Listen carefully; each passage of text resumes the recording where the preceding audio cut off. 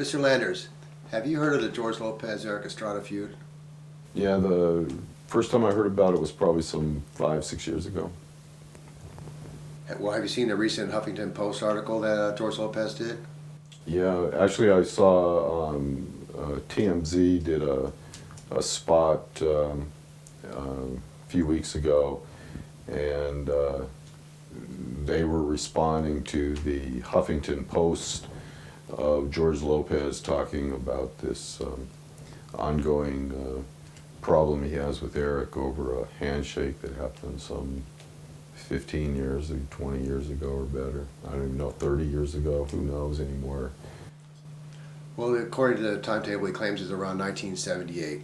And you were with Erik Estrada in those days. Can you Yeah. give us a basic rundown of a typical fan encounter when you guys were out and about? I think it was probably around 78. I mean, he was already huge, big. And I remember one time, in fact, I have photos of it. We stopped at a McDonald's and didn't take a heartbeat for the kids to swarm around, and even while he was trying to eat, talking to them and signing some autographs. He loved his fans. Absolutely loved them. Is it possible for a star of that caliber to shake everyone's hand, to sign every autograph? No, it's absolutely impossible. Again, it depends on the situation. Sometimes they're in a place that has older, more reasonable people, and they can spend a little more time. But with Erik Estrada, he was his fan base was kids, very, very young kids, on up to teenagers, and then that would be the male group. The female group went from 5 years old all the way to probably 60 or 80 years old. And we would open up huge amounts of bags of mail in the kitchen. I remember opening these huge sacks of mail, and 99% of it was from females, and again from the age spectrum, all old women. It was crazy, absolutely crazy. And we'd sit at the kitchen table and he'd read those things, and he loved them. He loved his fans. He loved his job. So why do you think George Lopez is doing this? Well, he's a comedian, and that's his job, is to tell jokes, and so as a result, when you're competing with somebody in the same job market, and you're competing against somebody who, one, is a major celebrity, one that's a sex symbol, and that's pretty hard to compete against. So George is not a sex symbol, and he's a comedian, and as a result, there isn't really any competition there.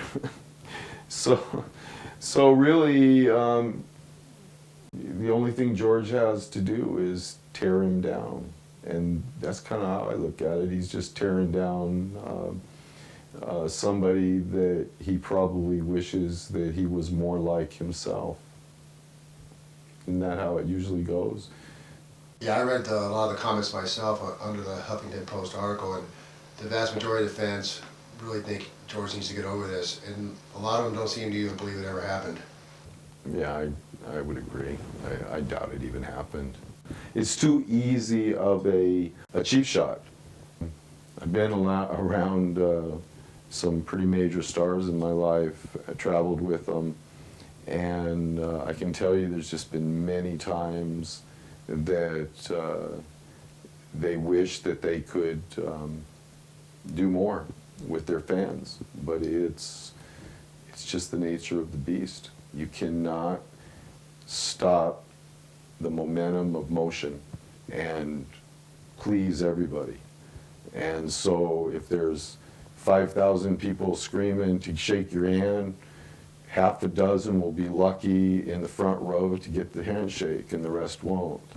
A lot of times fans can be very, very aggressive, and so you get too close to a lot of people and they start pulling on you.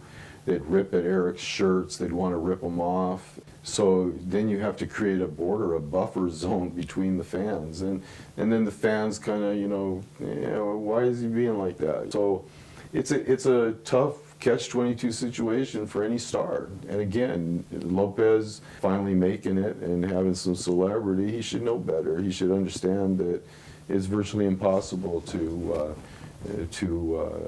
shake everybody's hand.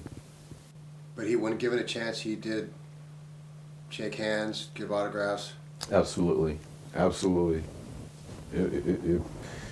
If situation permitted, he'd always stop and shake hands or sign an autograph, always.